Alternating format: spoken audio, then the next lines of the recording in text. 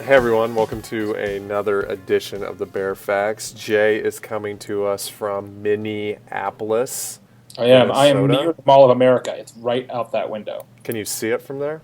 I could if I could stick my head out my hotel room window. I actually went there last night and bought a couple things for my family. Did you? Yeah. Were you in there for like 9 hours? No, but I'm told by some friends of mine who live here, they're actually like doubling the size of the Mall of America. Yes, they are. And I don't know, I don't know what stores you could possibly find to make that mall twice as big. They already have like a hermit crab store and a store that sells nothing but razors. I'm like, at what point?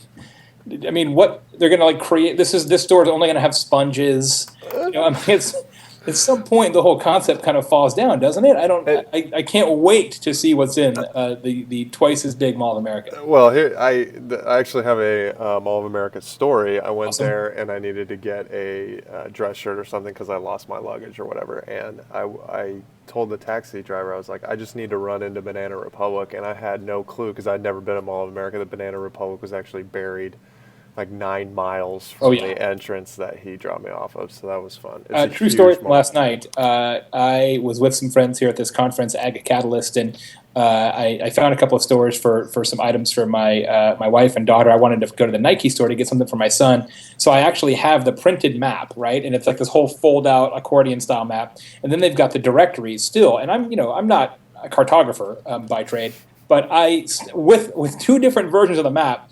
I still could not find the Nike store. So then we take to Twitter and we say, does anybody know where the Nike store is in Mall of America? And within 5 seconds, somebody tweeted back, second floor by Nordstrom's, boom, up the escalator, there's a Nike store. The power of social media and crowdsourcing. Social collaboration right Actually, there. there you go. There All you go. right. So, surprisingly, Mall of America is not the topic of today, but the topic is new Google crap that rolled out. So, Dun dun. there's two things that we're going to talk about. Number one is they rolled out a new algorithm or whatever you want to call it called Hummingbird. And then the second is they are actually going to start encrypting all keyword searches. So if you're in Google Analytics and you get the not provided thing, which is the majority of the search terms, so you have no idea, they're actually going to encrypt all of them, even if somebody is not signed in. And both of these things affect us as marketers. So Jay, take it away. Why should we worry about this, or why should we even care? Well, it's going to change the game a little bit on the content marketing side, and certainly on the SEO side.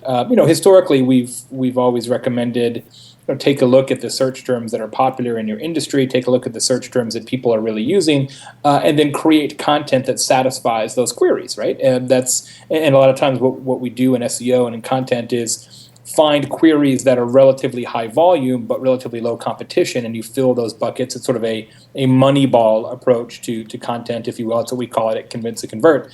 But now, if you don't know what people are searching, now I should clarify that for paid searches, for ads, pay-per-click, things like that, they will show you the search term. But for organic searches, Google has said that they will encrypt all of those. You just won't have that data. So you won't know necessarily what people are searching for. Another thing that Google has done recently is killed off the Google keyword tool, which makes a lot of sense now since they're not going to publish the data. You have a Right. keyword tool that's analyzing something that you can't get, Right. which makes it a substantially less useful tool.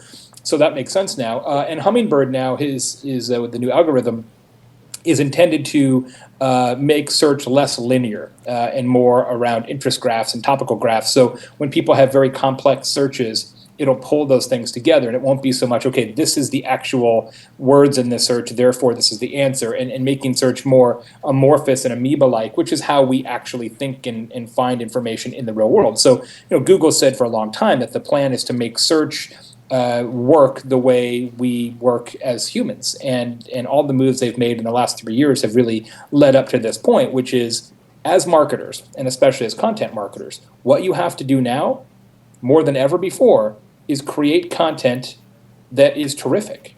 Create content that has a life of its own. Create content that is so useful people would pay for it. Because if you do that, if it's content that has intrinsic and inherent value, it doesn't matter what people are searching for. It will be found, it will be shared, it will be linked to, it will be clicked on. And so Google is forcing us to raise the quality of our content to be the best solution, not just a solution. There you go. It's another edition of Baer Facts. Thanks, Jay.